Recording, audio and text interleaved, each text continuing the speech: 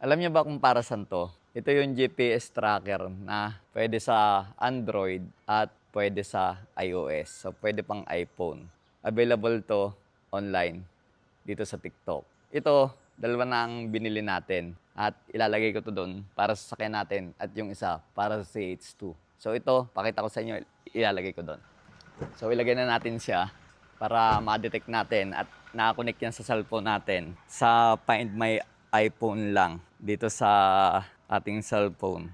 Isa sa CH2 ko at isa sa Boss Big Car.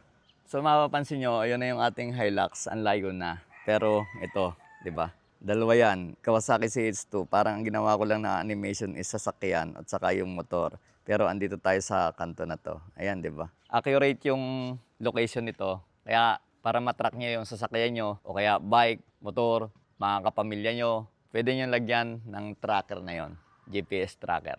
Sa mga gustong umorder, nasa Yellow Basket lang.